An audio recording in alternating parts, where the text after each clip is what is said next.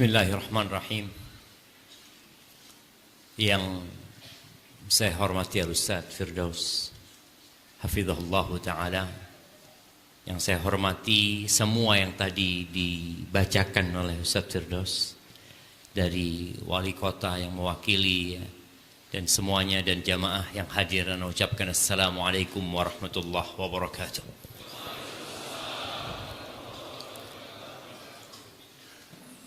Alhamdulillah alladzi bi ni'matihi tatimmus shalihat.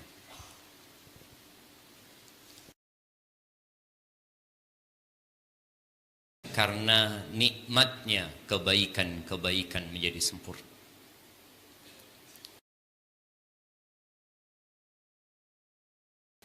Tidak ada zikir, tidak ada bacaan Quran, tidak ada sedekah, tidak ada amal soleh yang dapat kita kerjakan, melainkan itu nikmat dari Allah Azza wa Jalla buat kita. Yang kalau bukan karena nikmatnya, kita tidak akan mampu untuk menjalankan ketaatan itu. Allahumma salli wa sallim ala abdika wa Muhammadin wa ala alihi wa ashabihi ajma'in. Ya Allah, semoga salawat dan salam, berkah dan nikmat senantiasa Engkau curahkan untuk hamba kekasih-Mu, untuk baginda Nabi kita Muhammad alaihi salatu wassalam, untuk istri-istri beliau, untuk putra-putri beliau, dan untuk seluruh sahabat Nabi. Semoga Allah meridhai kita bersama mereka. Amma ba'd, sebelum kita mulai kajian ini, tadi sudah disampaikan oleh Ustaz Firdaus, kita harus saling mencintai di antara kita. Tapi tak kenal maka tak sayang. Antum dari tadi sudah duduk bersama di tempat ini. Yang jadi pertanyaan, antum udah kenal nggak dengan yang di kanan dan di kiri antum? Nah, kenal apa belum? Belum kenal. Kenalan dulu baru kita mulai. Nah, fadhal, kanan kiri kenalan, tanya namanya, dari mana dan apa profesinya.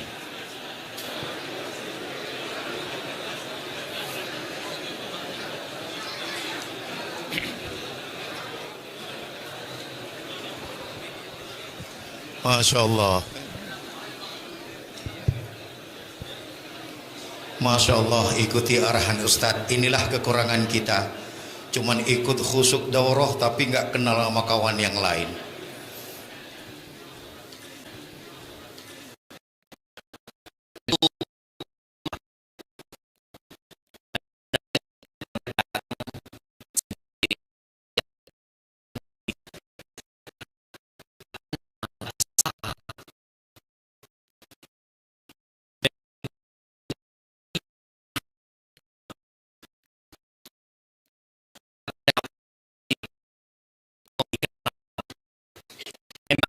Urusan salaman itu bid'ah.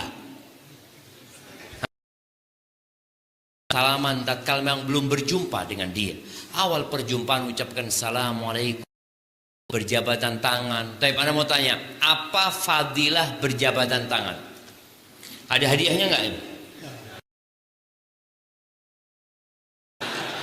Nah, oke. Kasih mic-nya, ada mic. Iya, mic.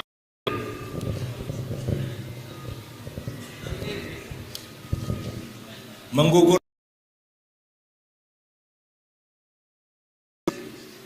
apa? Dosa di antara keduanya. Di antara keduanya. Di antara keduanya. Bukan dosa kepada Allah. Kepada Allah. Saya kasih hadiah buat. Masya Allah, fadal. Afwan Ustadz, karena katanya semakin banyak di bawah, ana pamit, sebagian jemaah dinaikin ke atas. Boleh? Kayaknya nggak perlu, Ustaz. Nggak perlu. Jamaah ini perlu berdiri. Iya, ayo berdiri semuanya. Berdiri semua, berdiri semua jemaah. Berdiri semuanya. Berdiri semuanya, terus maju 1 senti. 1 senti saja. Terus duduk, yuk. Bismillah. Iya. Masya Allah, betul-betul lebih pengalaman Ustaz. Tahu teorinya. Nah, biar mereka dekat, Ustaz. Coba lihat kan banyak yang kosong kan? Banyak yang kosong ternyata ya. Ingat yang boleh bersandar yang 50 tahun ke atas. Yang belum 50 tahun hindari sandaran itu jemaah supaya tidak tua sebelum waktunya. Tempat kosong ternyata. Masih aman? Masih ada tempat? Coba angkat tangan, ada tempat enggak? Ada? Oke, alhamdulillah. Tentang cinta, jangan salah mencintai. Al-Imam Ibnul Qayyim rahimahullahu ta'ala dalam kitabnya Al-Wabilus Sayyib, beliau mengatakan waqad qadallahu ta'ala qada'an la yuraddu wa la yudfa. Allah Jalla Jalaluh telah membuat sebuah ketetapan. Yang ketetapan Allah ini tidak bisa ditolak dan tidak bisa dibantah. Apa ketetapan Allah? Anna man ahabba syai'an siwahu udziba bihi. Bahwa barang siapa yang mencintai sesuatu selain Allah Azza wa Jal, maka dia akan disiksa dengan sesuatu itu. Sesuatu yang dia cintai. Yang seharusnya tatkala seorang mencintai sesuatu, sesuatu itu akan membuat dirinya tenang, bahagia, tentram. Tapi ternyata kecintaan kepada selain Allah hanya akan membawa bala. Ketika Allah berbincang tentang orang-orang kafir yang kita kagum dengan kesuksesan mereka, keberhasilan mereka, Allah Azza wa Jalla mengatakan fala tu'jibka amwaluhum wala auladuhum. Engkau jangan takjub ya. Engkau jangan takjub, jangan heran dengan harta yang mereka miliki, dengan anak-anak mereka yang sukses dan berhasil. Apa kata Allah? Innama yuridullahu liyu'adzibahum biha. Ternyata kesuksesan mereka, kekayaan mereka adalah alat untuk menjadi penyiksaan buat mereka. Fil hayatid dunya. Ini bukan siksa di akhirat ya. Tapi untuk memberikan siksa kepada mereka di dunia. Gimana ternyata harta yang dicintai menjadi adab buat pemiliknya. Anak-anak yang dicintai pun menjadi adab buat orang tuanya. Wa tazhaqa anfusuhum wa hum kafirun. Mereka akan terbuai dengan cinta mereka lalu mati dalam kondisi kafir. Gak sempat taubat. Beliau juga mengatakan wa anna man khafa ghairahu sullita alaihi. Dan barang siapa yang takut kepada selain Allah, maka yang dia takuti Allah jadikan berkuasa atas diri. Tatkala seorang takut kepada selain Allah, maka sesuatu yang dia takuti itu malah menguasai diri. Orang biasanya takut akan lari, tapi ternyata ketika dia lari, yang ditakuti akan menguasai dirinya. Wa anna man ishtaghala bi syai'in ghairahu kana syu'man alaihi. Barang siapa yang menyibukkan diri dengan selain Allah Azza wa Jal, maka hal yang menjadi kesibukan dia akan jadi petaka buat orang itu. Kemudian waman athara ghairahu alaihi lam yubarak fi. Barang siapa yang lebih mementingkan selain Allah Azza wa Jal, maka Allah tidak akan berkahi dia di sana. Supaya kita tahu cinta kita ada di mana dan siapa yang kita cintai. Yang terakhir Ibnu Qayyim mengatakan waman arda ghairahu bisakhatih askhatahu alaihi walabud. Barang siapa yang mencari keridhaan selain Allah dengan membuat Allah murka, dia menjilat kepada seseorang, walaupun Allah murka kepada perlakuan dia, maka Allah akan jadikan orang yang dijilat ini benci sama diri. Walabud, itu sudah sesuatu keniscayaan. Dan ahibati fillah, Allah menanamkan kepada kita kepada syahwat. Zuyyina linnasi hubbus syahawat.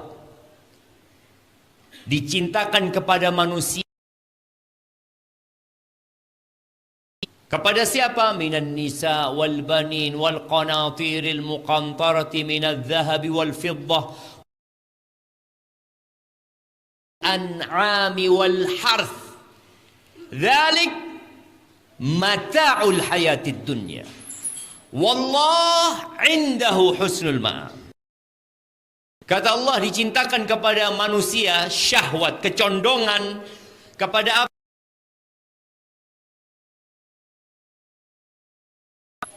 Siapa yang gak suka sama wanita nak kasih hadiah?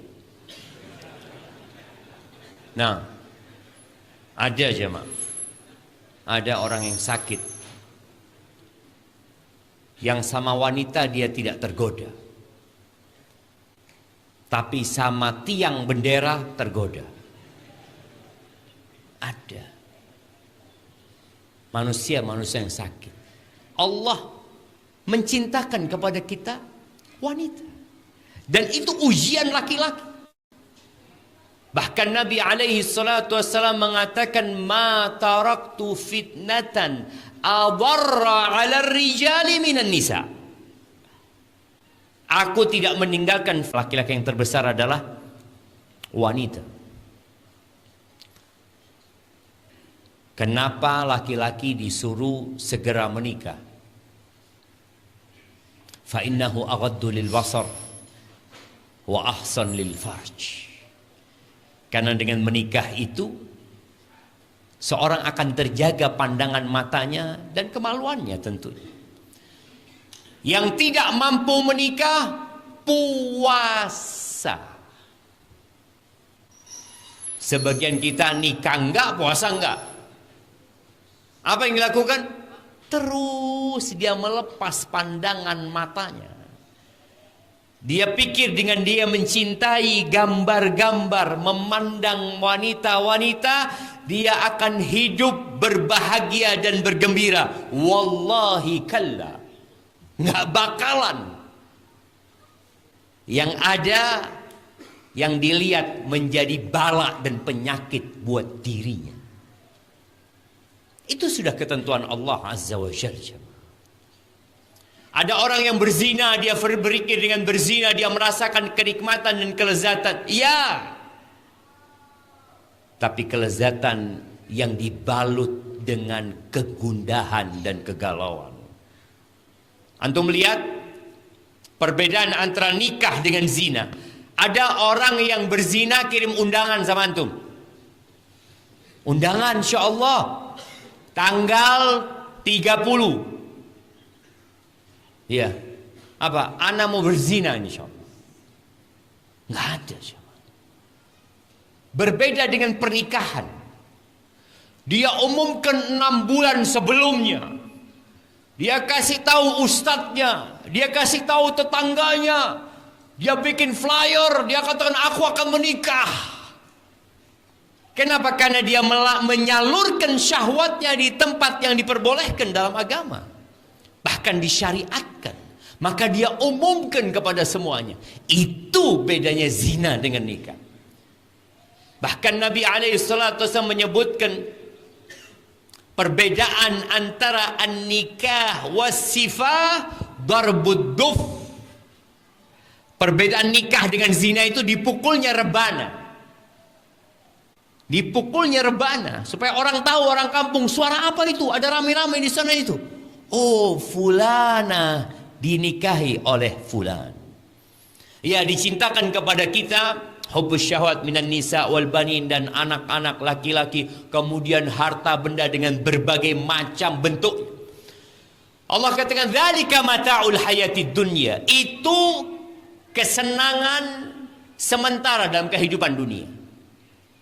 Wallah indahu husnul ma'ab. Dan di sisi Allah ada tempat kembali yang baik sekali, jemaah. Ya, tapi manusia tertipu dengan kegemerlapan dunia. Enggak itu ustadz, enggak itu orang biasa. Kalau bicara dunia, apalagi kalau harta, apabila orang itu sehat dan waras, dia cinta. Yang gak cinta sama harta itu siapa? Orang gila. Iya. Allah sudah menetapkan, wa innahu lihubbil khairi lasyadid. Itu manusia cinta sama harta. Wa tuhibbunal mala hubban jamma. Dan kalian mencintai harta dengan cinta mati, orang sama harta. Dan itu ujian di sana. Dan Allah Azza wa Jalla berfirman di surat Al-Qiyamah, surat yang berbicara tentang kiamat, tentang kehancuran dunia. Allah mengatakan, kalla bal tuhibbunal ajilah wa tadharunal akhirah. Kalian ini benar-benar mencintai dunia dan mengabaikan akhirat.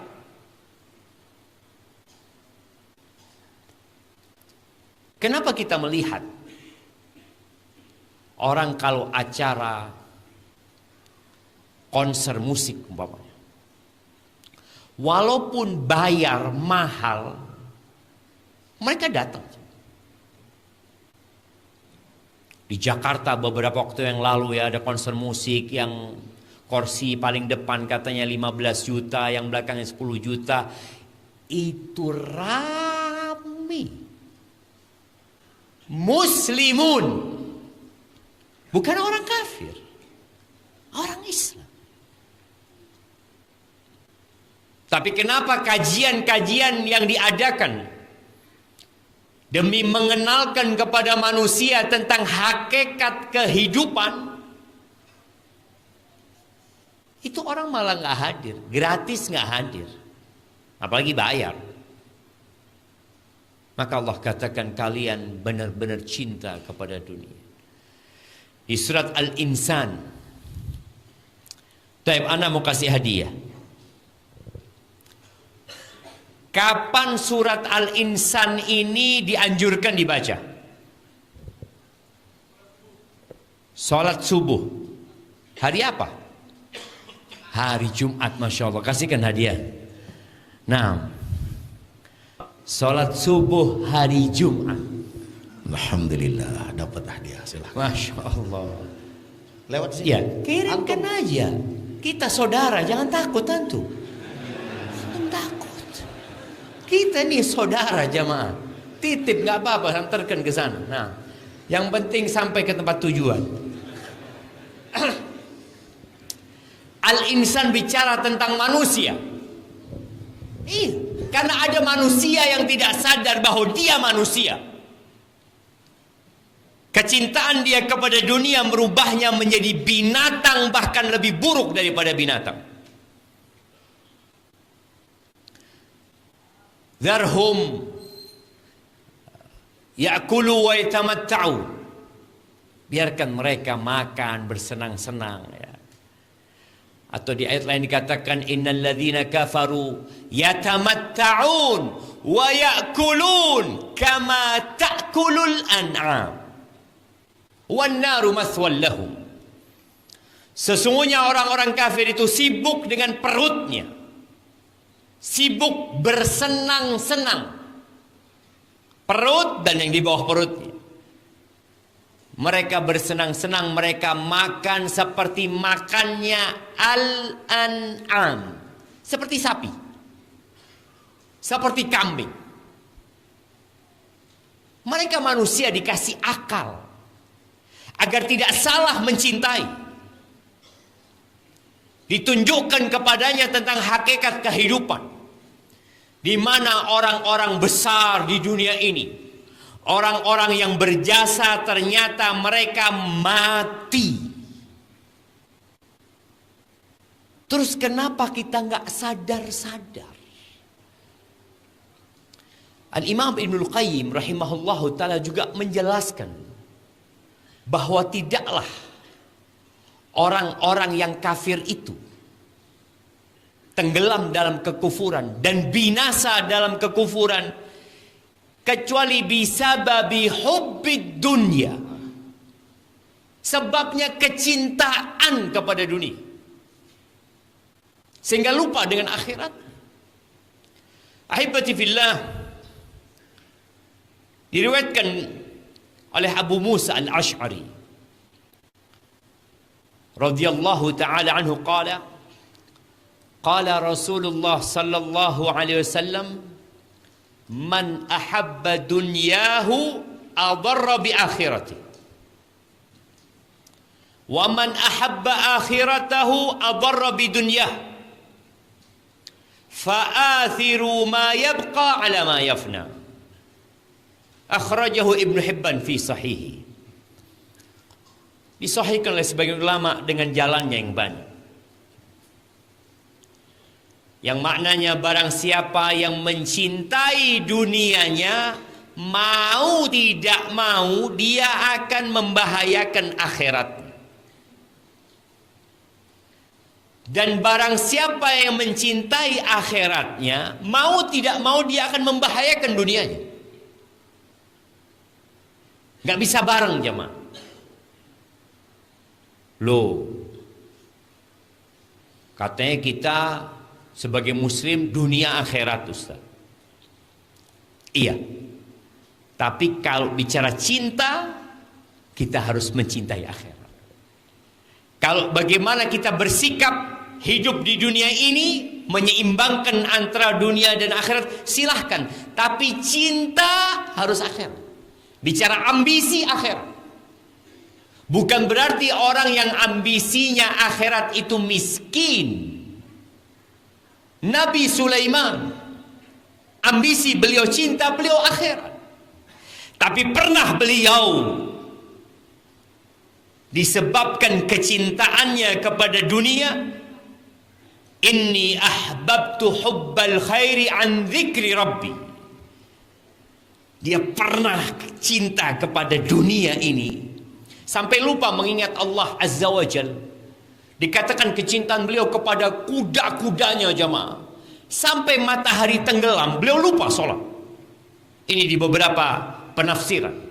Akhirnya beliau bikin semua kuda-kuda itu disembelih jamaah, karena sudah membuat lupa sama Allah Azza wa Jal. Tadi membahayakan. Ini bicara cinta. Karena orang kalau sudah cinta dengan sesuatu, maka upaya, usaha, energi, waktu, bahkan mimpinya untuk yang dia cintai. Ini Nabi Sulaiman. Akhirnya beliau potong 100 kuda-kuda yang bagus-bagus, yang rencananya untuk ditunggangi oleh prajurit-prajurit yang hebat.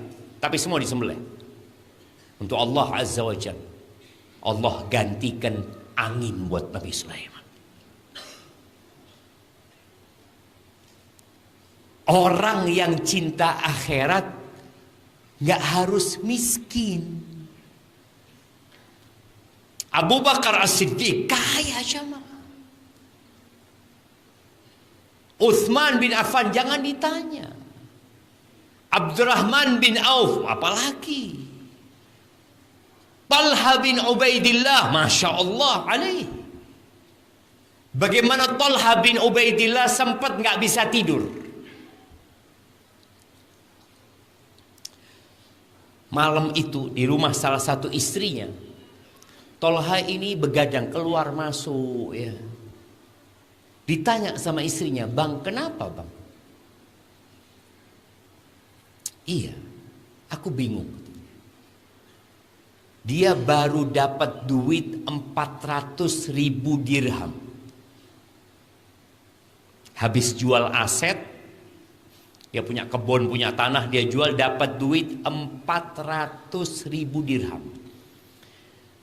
400.000 dirham ini kira-kira 40.000 dinar. 40.000 dinar ini kalikan 40.000 kali 4,1 gram emas. Siapa yang bisa jawab? Anak kasih hadiah. Nah, fadhol, pakai kalkulator, pakai apa terserah. Nah, cepet jemaah. Nah, 40.000 kali 4,25 berapa Ustaz? 170.000. Sahih ya? Kita kasih hadiah Ustaz. Tapi Ustaz yang jawab. Anak kasih ini aja Ustaznya lah. 170.000 Ustaz ya, dikali 2 juta. Sekarang emas antam 2 juta aja, Bang. Nah, ada yang angkat tangan di sini. Berapa? 340 miliar. Kenapa harus pakai kalkulator? Kasihkan hadiahnya.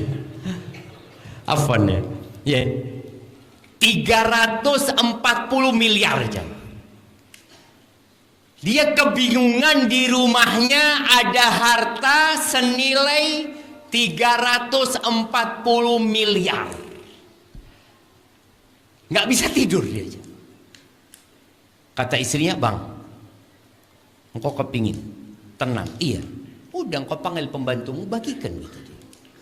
Kata Talha, "Benar engkau," kata dia. Dipanggil pembantunya. Dulu uang itu kan koinnya, perak, dimasukkan ke kantong, kirim ke rumahnya fulan, kirim ke rumahnya fulan, sampai subuh habisnya. Tenang jemaah. Jadi Talha bin Ubaidillah kaya raya, tapi cintanya akhirat. Lalu kata Nabi SAW, "Fa'athiru ma yabqa ala ma yafna." Maka kalian harus memprioritaskan yang kekal dan abadi daripada yang fana dan sementara. Tadi imam kita membaca akhir surat Al-Ankabut di ayat 64. Allah mengatakan, "Wa ma hadhil hayatud dunya illa lahu wa la'ib." Tidaklah kehidupan dunia ini melainkan hanya lahu. Lahu itu yang melalaikan. Biasanya kalau bicara melalaikan dari yang penting.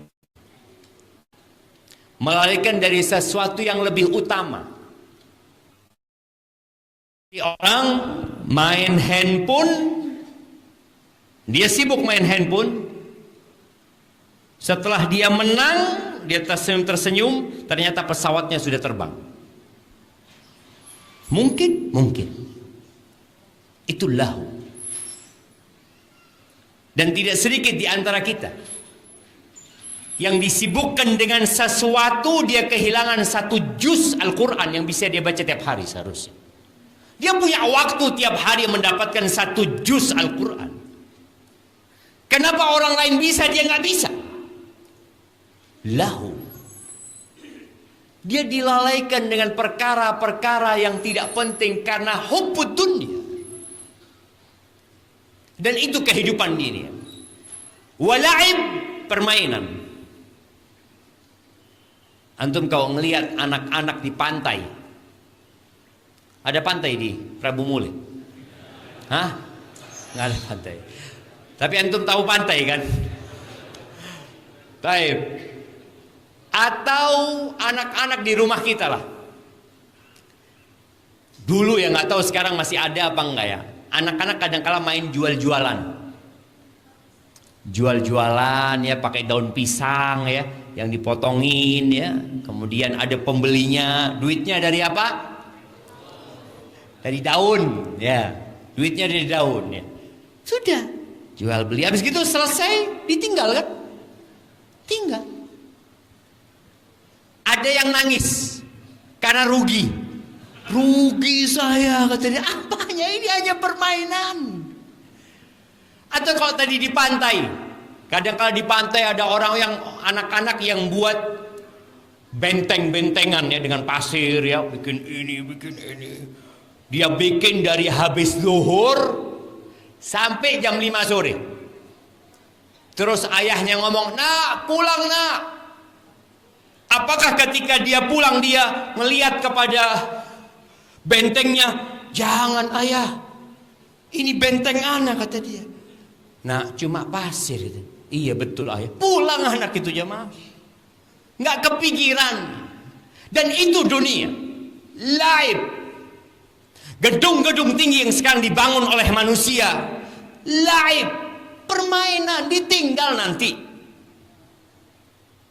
Mana pemilik gedung pencakar langit di dunia yang membawa mati gedungnya? Nggak ada. Steve Jobs, ketika dia mati, dia bawa iPhone. iPhone berapa waktu itu? iPhone berapa? Nggak ada jemaah. Laib. Antum lihat sekarang orang-orang yang menjadi presiden pun, menjadi menteri, menjadi gubernur, menjadi bupati, laib, bentar lagi turun.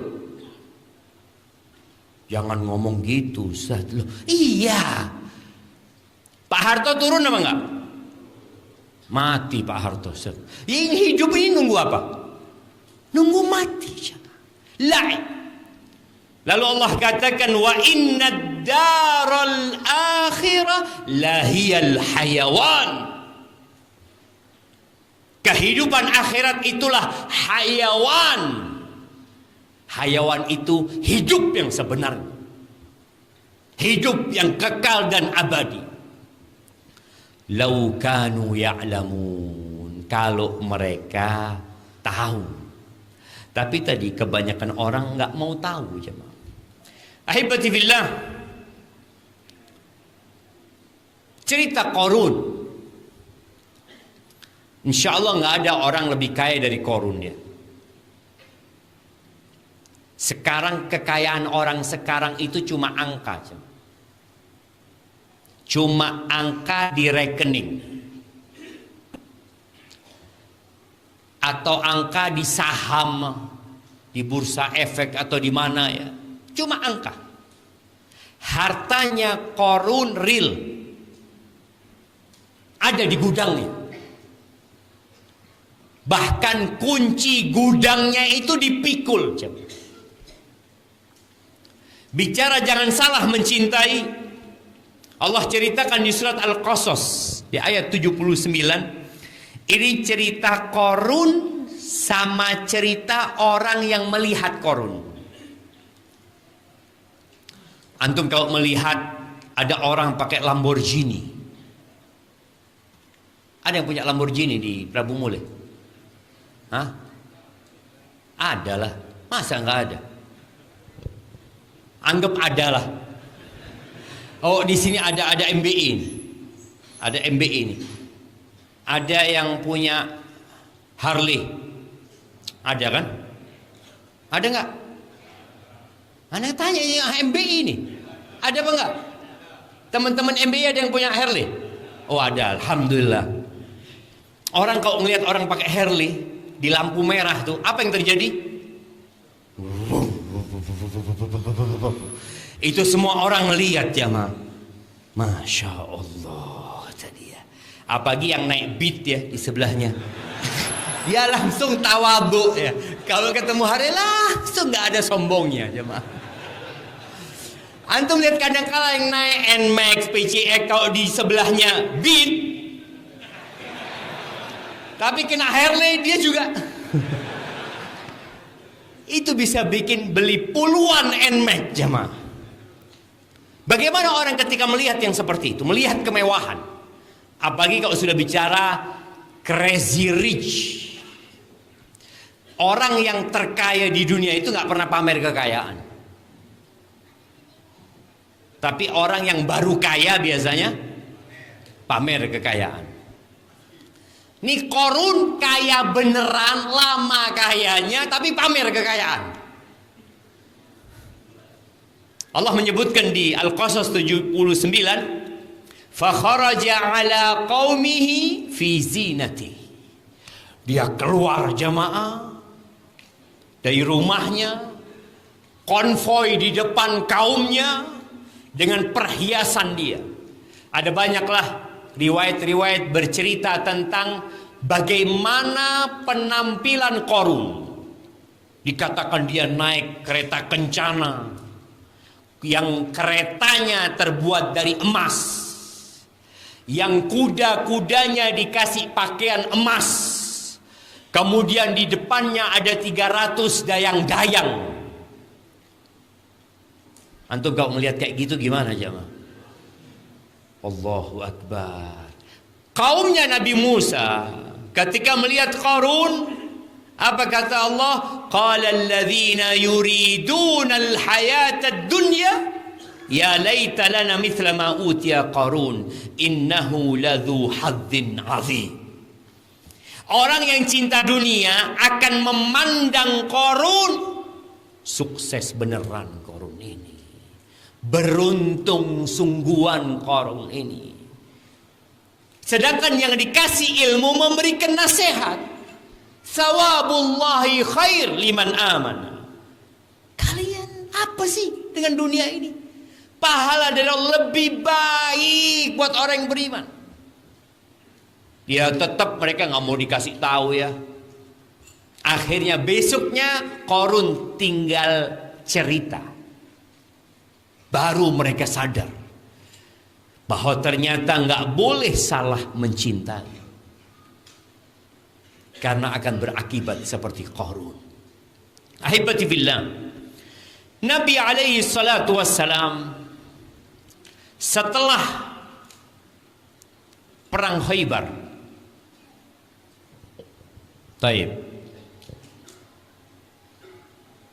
tahun berapa perang Khaybar? Masya Allah, kasih hadiahnya bang. Ini sirah nabawiyah nak kasih buat antum.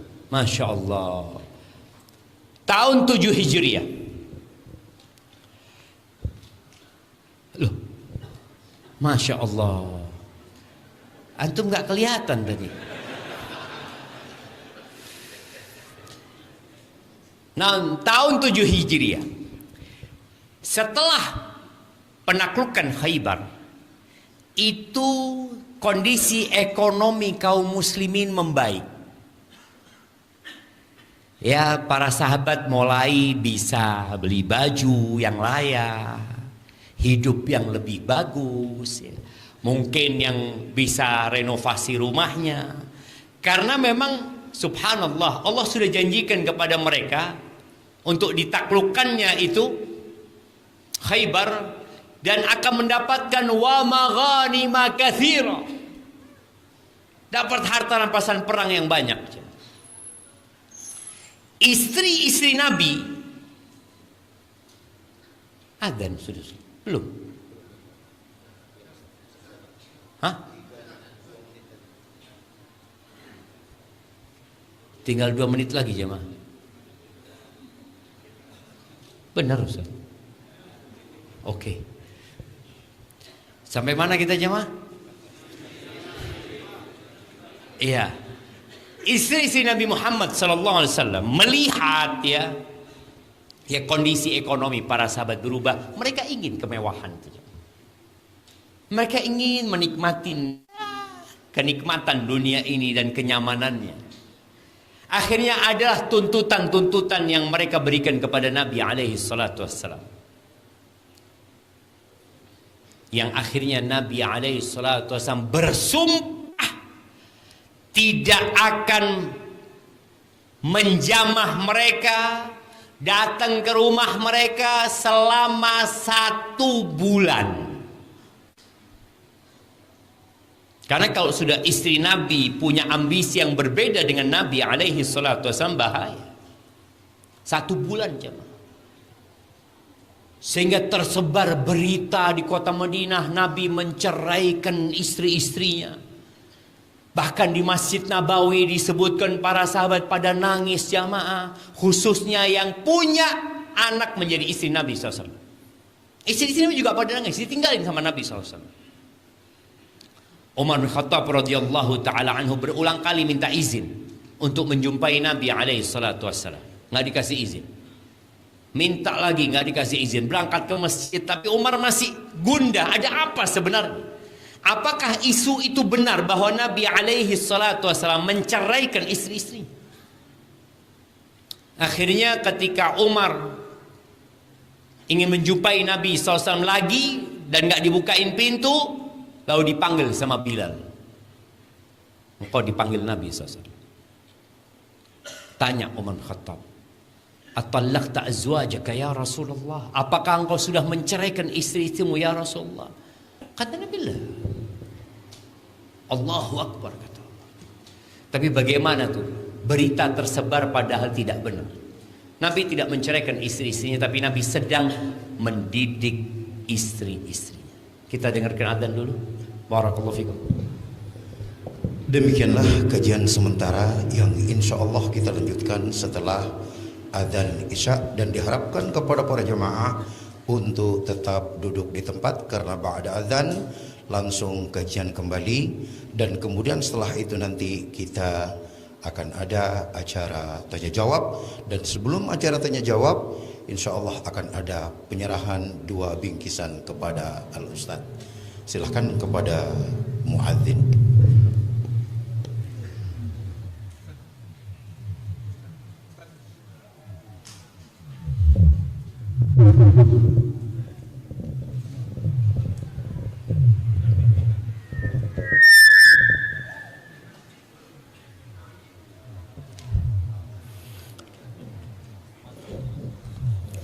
Allahu Akbar, Allahu Akbar,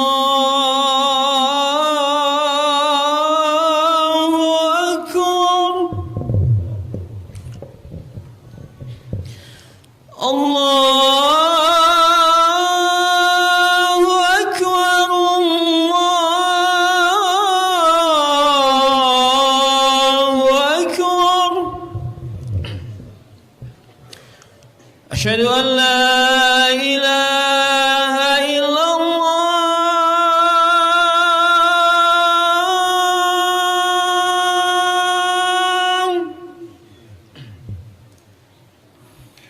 Asyhadu an la ilaha illallah.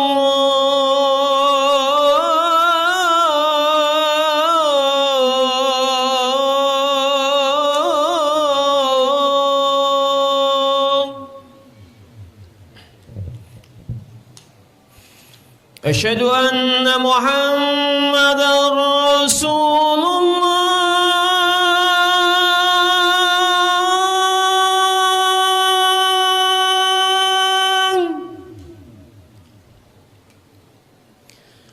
Asyhadu anna Muhammadar Rasulullah.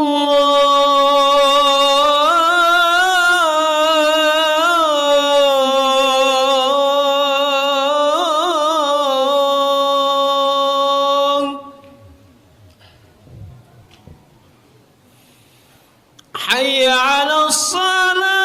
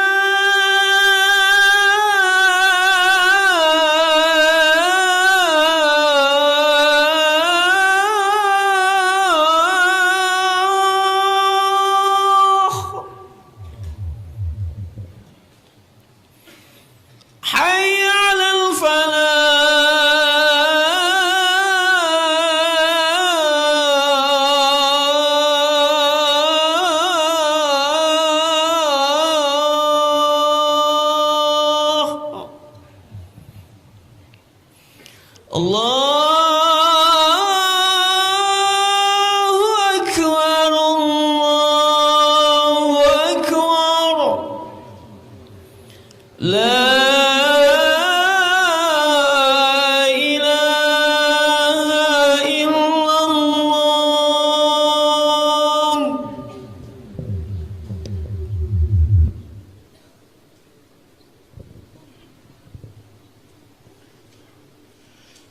Sebelum kita lanjutkan acara kajian, kami sampaikan bahwa insya Allah sholat isya nanti di akhir acara akan kita laksanakan di sini. Jadi setelah ini akan dilanjutkan kajian dulu oleh Al-Ustadz, masuk pada acara tanya jawab, dan kemudian selesai tanya jawab kita sholat isya berjamaah di sini. Karena itu di penghujung acara nanti, bila ada yang batal wuduknya, maka agar berwuduk dulu ke bawah, kemudian naik lagi kembali ke aula ini. Dan kami sampaikan, nanti kami ulangi, bahwa karena kita penuh, insya Allah sholat nanti imam akan pindah ke depan. Kita pakai tempat ini untuk sholat. Selesai sholat, insya Allah kita turun kembali seperti ini. Dan ingat tempat duduknya, duduk lagi kembali ke tempat yang di tempat tadi. Silahkan lanjutkan Ustaz. Fadhil.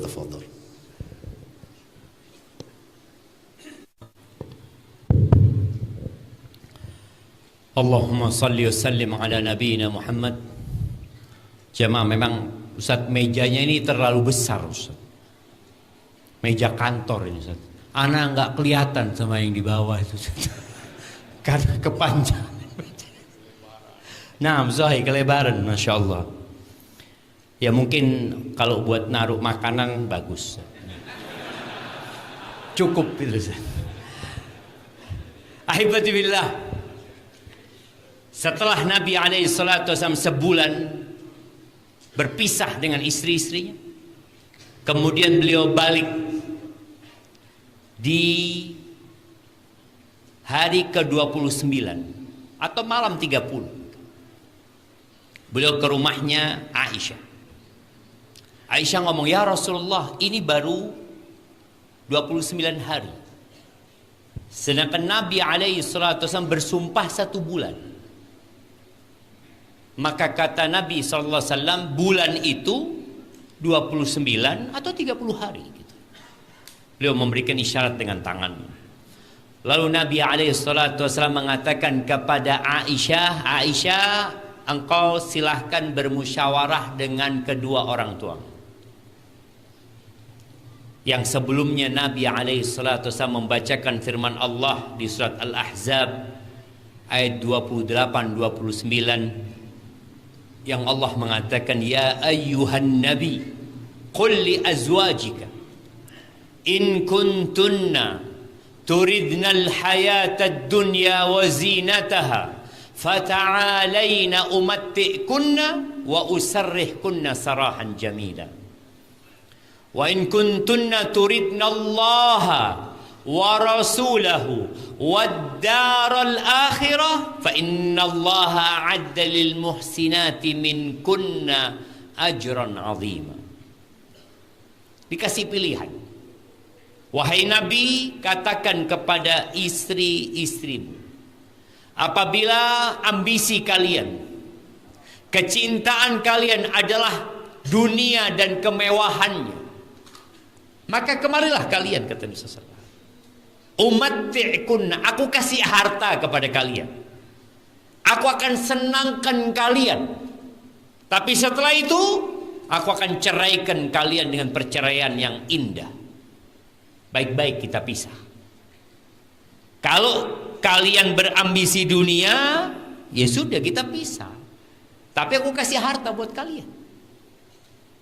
Tapi kalau keinginan kalian adalah Allah dan Rasulnya dan kehidupan akhirat, maka sesungguhnya Allah menyediakan buat orang-orang yang berbuat baik di antara kalian ajran azima, pahala yang agung sekali. Gimana tidak dikatakan agung pahala yang disediakan? Fiha ma tashtahihil anfus wa taladzul a'yun wa antum fiha khalidun. Di surga itu ada semua yang diinginkan oleh jiwa. Apa yang antum inginkan, jemaah? Di sini banyak yang terlarang, banyak yang tidak bisa kita dapatkan. Tapi di sana antum ingin apa? Kita nih sekarang, ana mau nunjuk orang, mau ana kasih hadiah. Nah, yang pakai baju biru, ya antum kasih mic-nya. Mana mic jemaah? Nah, hidupin dulu.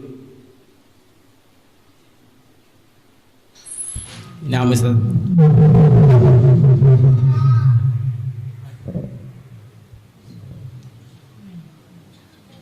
Nah, berdiri antum.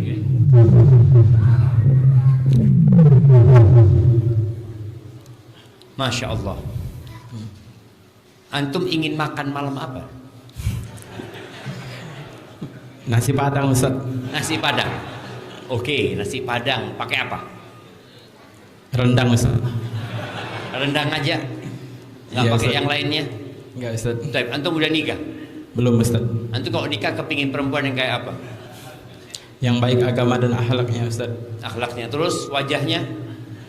Ya, cantik lah, Ustaz. Insyaallah. Barakallahu fikum, kasihkan hadiahnya berjamaah. Masya Allah. Jazakallah khair, Ustaz. Barakallahu fikum. Tuh, dia ingin itu.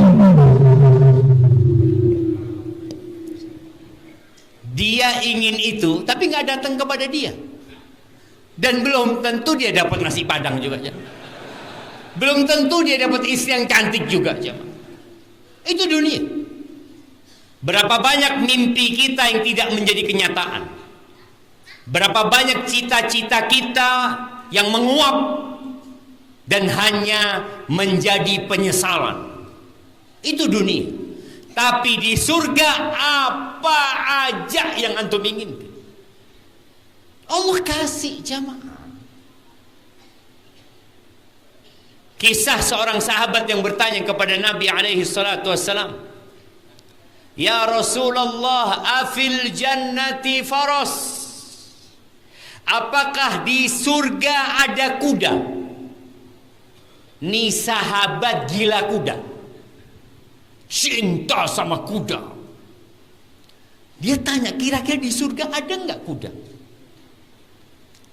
Kata Nabi sallallahu alaihi wasallam, "Idza dakhaltal jannah atau idza udkhiltal jannah utita bi farasin min yaqutatin hamra lahu janahan yatiru bika haitsu tasha." Ini hujan jemaah. Iya. Suara AC apa suara hujan? Allahumma shayyiban nafi'an. Kalau engkau dimasukkan ke surga, akan dihadirkan di hadapanmu seekor kuda yang tercipta dari mata yang berwarna merah. Permata merah, bentuknya kuda, memiliki 2 sayap. Engkau akan terbang bersama dia kemanapun engkau mau. Itu surga jamaah. Maka bicara jangan salah mencintai, antum akan kehilangan yang kekal dan abadi. Ahibati fillah, dan semua istri-istri Nabi memilih akhirat, memilih Allah dan Rasul. Dalam hadis yang diriwayatkan oleh Al-Hakim,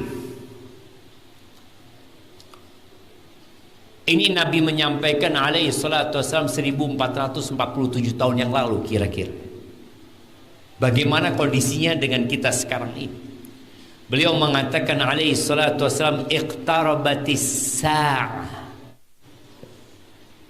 Kiamat itu telah mendekat. Wala yazdadun nasu 'ala dunya illa hirsan. Semakin dekat kiamat, manusia semakin rakus dan ambisi kepada dunia. Semakin cinta dunia. Wala yazdaduna minallahi illa bu'dan. Dan yang ada mereka semakin jauh dari Allah Azza wa Jalla. Ambisi dunia membuat orang jauh dari Allah Azza wa Jalla. Jamaah rahimakumullah, di dalam hadis riwayatkan Ibnu Majah, Nabi menjelaskan tentang orang yang salah meletakkan cinta. Beliau mengatakan man kanatid dunya hammahu ja'alallahu faqrahu baina 'ainayhi wa syattata 'alaihi syamlah wa lam ya'tihi minad dunya illa ma qaddara lahu. Barang siapa yang dunia ambisinya, wallahi jamaah, ambisi dunia ini ujian buat kita semua. Karena memang dunia itu menipu. Makanya Allah Azza wa Jalla mengatakan di surat Fatir ayat 6, ya ayyuhan nas inna wa'dallahi haqq fala taghurrannakumul hayatud dunya wala yaghurrannakum billahil gharur. Wahai umat manusia, sesungguhnya janji Allah benar. Akan adanya surga dan neraka, akan adanya kehidupan setelah kematian, akan adanya kehancuran dunia dan isinya. Itu benar. Maka kalian jangan tertipu dengan kehidupan dunia. Dan jangan kalian mau ditipu oleh tukang tipu, iblis. Subhanallah jemaah, anak ketemu kawan yang dulu dia pernah disuka miskin. Antum tahu suka miskin?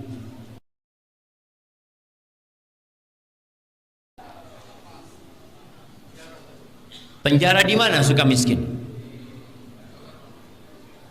Di Jawa Barat. Kasih hadiahnya nggak? Itu penjara ya di Sukamiskin. Nama tempatnya apa?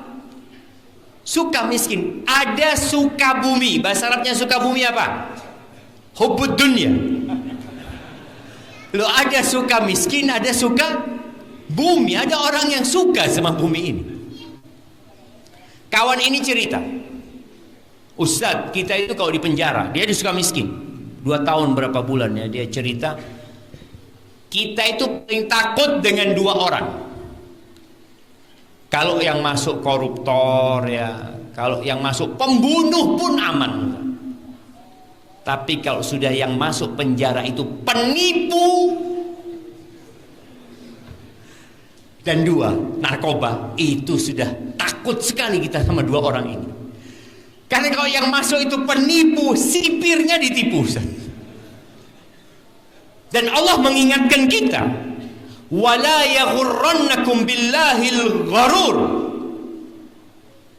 Jangan mau kalian ditipu dengan tukang tipu.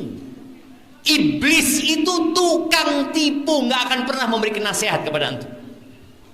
Nggak akan pernah. Makanya kalau tadi di penjara aja, penipu ini, semua narapidana takut sama tukang tipunya. Ketika ditanya kenapa dia masuk penjara, kasus penipuan. Aduh, siap-siap ditipu. Nah, dan Allah mengingatkan kita. Dan kembali kepada hadis Nabi SAW, barang siapa yang dunia menjadi ambisinya, Allah jadikan kefakiran di antara kedua matanya. Dia hidup penuh dengan kegalauan, kegundahan. Tadi udah disebutkan di awal. Barang siapa yang mencintai selain Allah, maka dia akan diazab dengan apa yang dia cintai. Jadi kemiskinan itu ada di antara kedua matanya. Hidup penuh kekhawatiran, kecemasan, nggak tenang dia hidup. Punya perusahaan sudah banyak, tapi takut bagaimana kalau nanti bangkrut. Akhirnya diasuransikan.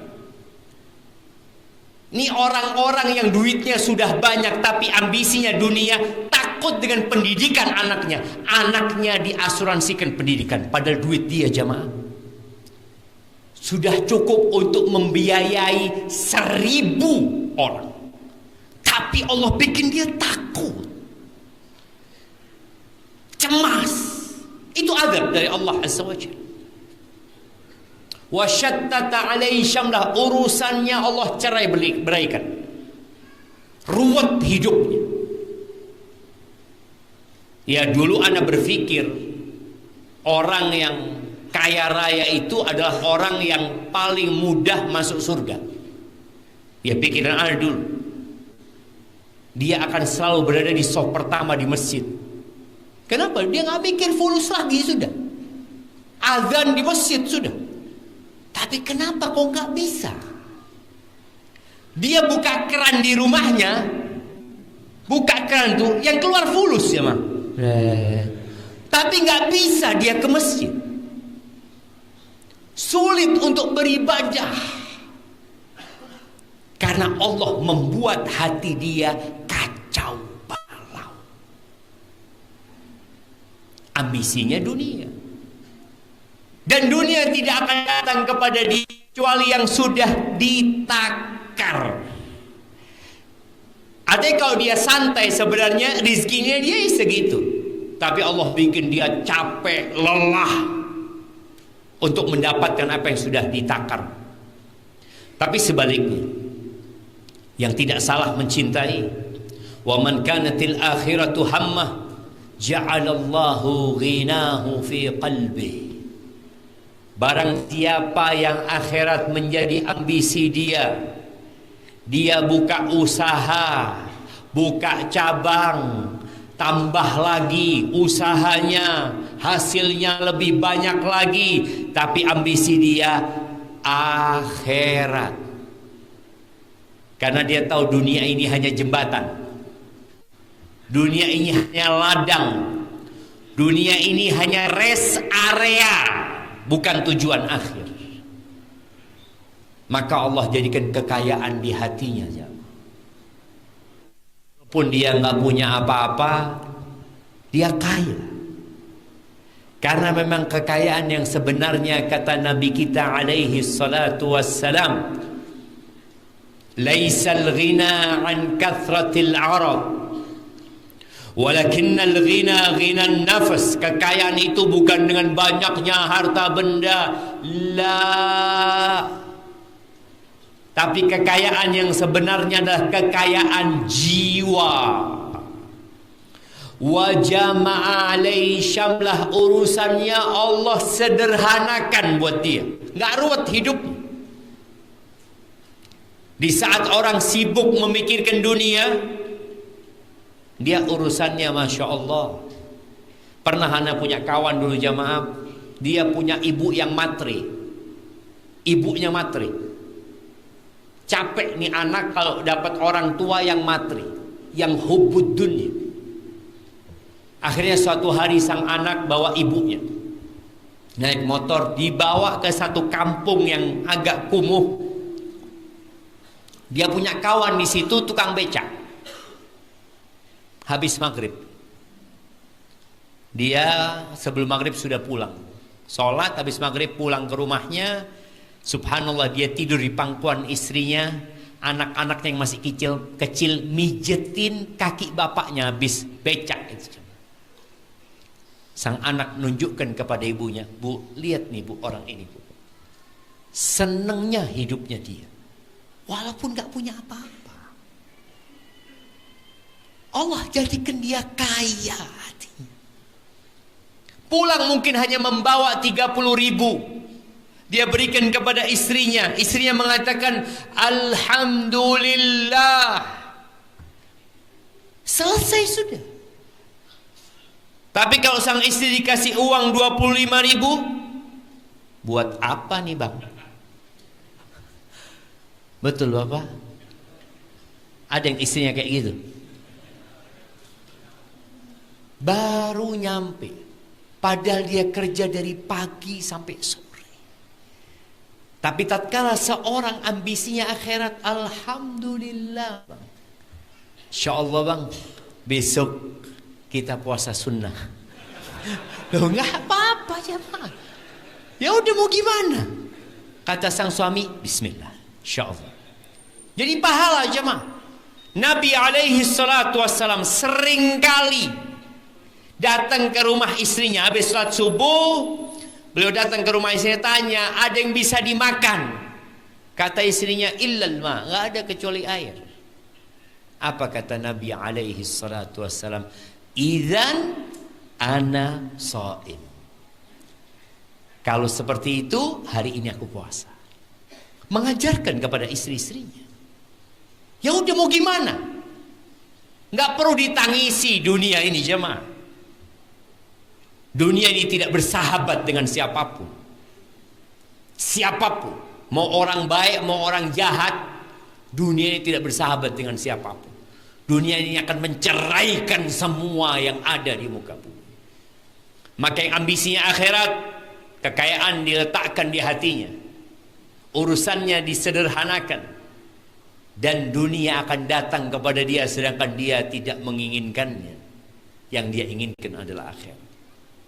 Ahibati fillah, di dalam hadis yang diriwayatkan Imam Bukhari dan Muslim, dan lafaz ini milik Imam Muslim, Nabi alaihi salatu wasallam menyebutkan, la yazalu qalbul kabiri syabban fitnatain.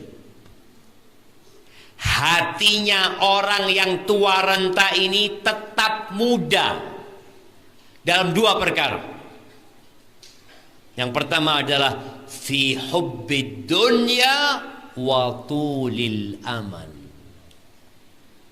Tetap muda. Ini orang tua sudah sepuh, mungkin sudah bungkuk-bungkuk dia jalannya. Mungkin dia sudah sulit untuk berbicara, tapi dalam hatinya tetap ada dua yang muda. Hubbud dunya, kecintaan kepada dunia, dan angan-angan panjang.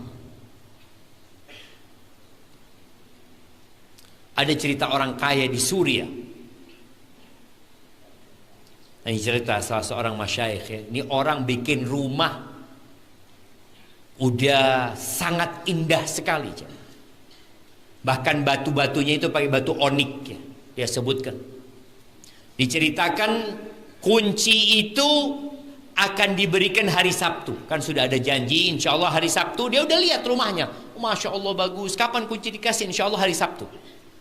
Sudah. Hari Kamis mati. Dia tidak pernah menempati rumah. Dia udah tua. Tapi dia punya angan-angan, masih kepingin punya ini, punya itu. Maka jadikan ham kita, ambisi kita adalah ambisi akhirat. Kata Nabi sallallahu alaihi wasallam, man ja'ala al-hamma hamman wahidan kafahu Allah hamma dunya. Barang siapa yang menjadikan satu-satunya kecemasan dia, kekhawatiran dia, keinginan dia itu satu yang dia jadikan, maka Allah akan cukupi dia urusan dunia. Gak usah khawatir antum. Wa man tasya'abat bihil humum, dan barang siapa yang hatinya tercerai-beraikan oleh ambisi-ambisi dunia, ada banyak kekhawatiran tentang dunia itu, lam yubalillah fi ai audiyatid dunya halak, maka Allah tidak peduli di lembah dunia mana dia akan mampus. Allah nggak akan peduli. Sedang nambang kayak, sedang apa kayak, sedang apa, Allah bikin mati dia. Dia mati di tengah-tengah kekayaannya. Binasa dia di sana. Maka terkadang orang itu jadi sulit tidur ya. Karena kekhawatiran dia, kecemasannya dengan urusan dunia. Ahibati billah, ketika Nabi alaihi salatu wasallam menyebutkan, yushiku an tada'a alaikumul umam kama tada'al akalatu ila qas'atiha atau ala qas'atiha. Hampir-hampir ya, umat-umat ini mengeroyok kalian, saling memanggil, saling memprovokasi untuk menghancurkan umat Islam. Sebagaimana orang yang hendak makan bersama saling memanggil, tafadhol, fadhol, sebelah sini, silahkan. Seperti itu. Hampir saja. Ini ucapan Nabi alaihi salatu wassalam 1447 tahun yang lalu kira-kira. Lalu para sahabat bertanya, awa min qillatin nahnu yawma idzin? Apakah kita dikeroyok karena jumlah kita sedikit? Apa jawab Nabi alaihi salatu wassalam? Bal antum yawma idzin katsir walakinnakum ghutha'un ka ghutha'is sayl. Akan tetapi jumlah kalian pada waktu itu banyak, namun kalian seperti buih yang dibawa oleh banjir, nggak ada bobotnya. Kita lihat jamaah, Israel ya, bangsa Yahudi di dunia ini berapa jumlah mereka? Antum kalau lihat mungkin cuma 25 juta Yahudi di muka bumi ini. Disebutkan jumlahnya tidak lebih 25 juta. Yang di Israel nggak tahu berapa. Umat Islam jumlahnya 2 miliar. Apa yang bisa mereka lakukan? Saudara-saudara mereka dibantai sama Yahudi, sama Zionis di Israel sana, di Gaza. Kita nggak bisa berbuat apa-apa. Ini yang kata Nabi SAW.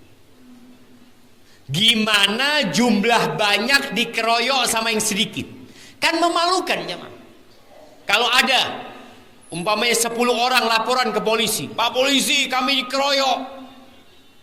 Berapa jumlah kalian? 10. Yang ngeroyok 2. Kata polisi, gimana 2 mengeroyok? Iya betul, ini babak belur kita.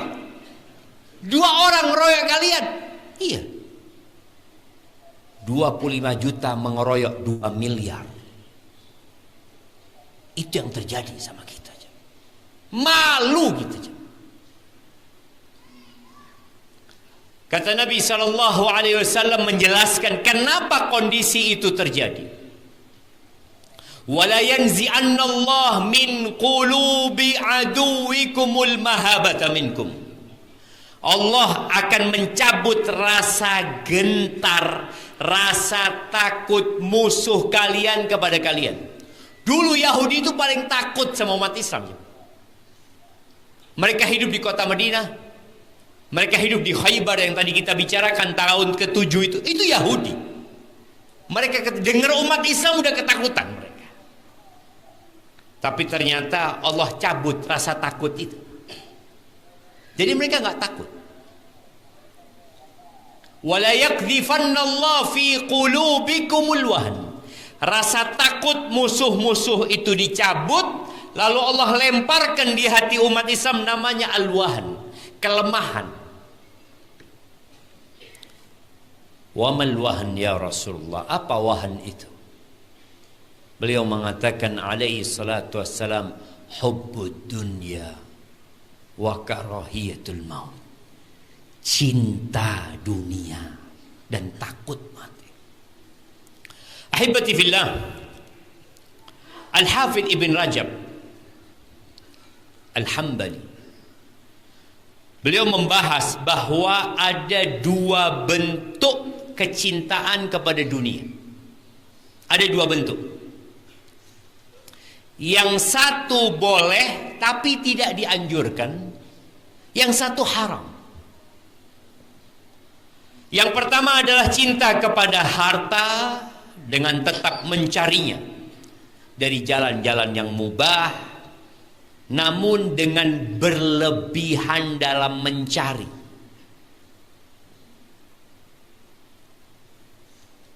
Kaki jadi kepala, kepala jadi kaki. Jadi mencari dunia tapi dari jalan yang halal. Bersungguh-sungguh dia mencurahkan tenaga, waktu, energinya menghadapi kesulitan untuk mengumpulkannya. Ini boleh karena halal. Tapi itu berbahaya karena biasanya akan melalaikan dari kewajiban. Kemudian setelah dikumpulkan harta dengan cara yang halal itu, dia sodakoh, dia keluarkan zakatnya. Sodakoh banyak, sodakohnya 1 M, 2 M, tapi uangnya 10 triliun. 1 M itu berapa dari 10 triliun? Coba antum itu. Lebih banyak 5.000. 1 M-nya orang yang punya 10 triliun dengan 5.000 dari orang yang punya 10.000, lebih banyak mana? 5.000 jam. Ini orang mengumpulkan harta yang banyak. Setelah itu dia mati, dia tinggal, dan dia akan dihisab. Halaluhu hisab, kata Ali bin Abi Thalib. Akan dihisab, capek. Makanya orang kaya itu masuk surganya terlambat. Siapa dulu yang masuk surga? Orang-orang miskin. Mau jadi miskin kaya? Loh, beneran Anda tanya? Orang-orang fakir itu masuk surga 500 tahun sebelum orang kaya. Mau jadi miskin kaya antum? Tetap kan? Kepingin kaya kan? Nah, nggak apa-apa. La ba'sa bil ghina, kata Nabi alaihi salatu. Nggak apa-apa kalian kaya, nggak apa-apa. Tapi bertakwa kepada Allah azza wa jalla. Bagaimana antum jadi orang kaya yang masuk surga tanpa hisab, tanpa azab? Itu yang dipikirkan. Ada aja. Tapi ingat, kesehatan itu lebih baik, kata Nabi SAW. Wasihatu khairun minal ghina. Kesehatan itu lebih baik daripada kekayaan, jemaah. Kita melihat ya, nih orang yang tadi mencari dunia dengan cara yang halal, dia menggunakan fisiknya, tenaganya, badannya, begadang untuk mencari dunia yang halal, sehingga lupa dengan kesehatan. Nanti dia kaya raya, dia mencari kesehatan dengan hartanya. Udah capek ngumpulin harta, baru dia cari kesehatan. Dan kita lihat orang-orang yang menghambur-hamburkan uangnya untuk mencari kesehatan dan tidak sehat-sehat. Maka ingat, kesehatan lebih baik daripada kekayaan. Jadi ingat, hubbud dunia yang boleh itu walaupun tercela sebenarnya. Maksudnya tercela itu, ya engkau buat apa sih? Ngumpulin ini, punya ini, punya ini. Kan ada orang yang suka koleksi, kolektor barang mewah. Dia punya mobil di garasinya 47. Ada loh jemaah. Ada kawan kita cerita di Jakarta itu, ada orang kaya, dia punya mobil mewah dan bagus-bagus 47. Kalau malam hari dia itu naik ke loteng rumahnya, dia lihat mobil-mobilnya jemaah. Masya Allah, kasih lampu sentrom gitu jemaah. Habis gitu ya tidur aja dia. Apa mungkin dia naik mobil 47? Dikasih apa? Rantai gitu ya, dia jalan. Nggak ada jemaah. Maka tadi kalau orang cari dunia, niatnya akhirat, tapi dia ingin bersenang-senang di dunia, ya tercela sebenarnya. Kan nanti akan ditinggal. Namun apabila orang ini masih menjalankan kewajiban-kewajibannya sebagai muslim, ya dia telah menjalankan kewajibannya, nggak ada masalah. Karena dia telah menjalankan tugasnya, dari hartanya dia keluarkan sedekah, dia bantu orang miskin. Yang tercela yang kedua adalah orang yang cinta dunia sehingga lupa dengan halal dan haram. Kemudian tujuan dia hanya untuk berbangga-banggaan. Udah lupa halal haram, dia ingin berbangga-banggaan. Makanya sekarang dengan adanya media nih, apa ceritanya orang yang suka menampilkan kekayaan itu? Flexing. Iya. Ini akhirnya membuat kecemburuan sosial di masyarakat. Tadi, kalau itu halal, engkau akan dihisap gitu loh, dan akan ditinggal sama engkau ketika engkau mati. Apalagi dengan jalan yang haram. Yang terakhir jamaah rahimakumullah, Ibnul Qayyim menyebutkan bahwa permisalan dunia ini seperti satu bejana yang isinya madu. Kalau piring lah, piring dikasih madu, lalu datang lalat jamaah. Sebagian lalat itu memakan hanya di pinggirannya. Dia cobain ya, terus dia pergi. Tapi ada beberapa yang lihat, waduh enak ini kata dia. Akhirnya dia tenggelam di tengah jamaah. Wah, dia minum itu madu, kemudian nggak bisa terbang. Dia mati di situ. Itu permisalan dunia. Maka antum ambil secukupnya. Yang antum butuhkan. Tetap kita ini manusia, kita cinta sama dunia jemaah. Tapi tolong jangan sampai lupa dengan perintah-perintah Allah. Jangan lalai dengan ajaran agama Allah ini. Dan ketika engkau mendapatkan harta, jangan lupa untuk diinfakkan di jalan Allah. Dan tetap hatimu cinta akhirat. Dunia secukupnya jemaah. Itu mungkin dapat Anda sampaikan, kurang lebihnya mohon maaf, Anda kembalikan ke Ustaz Firdaus. Jazakumullah khairan.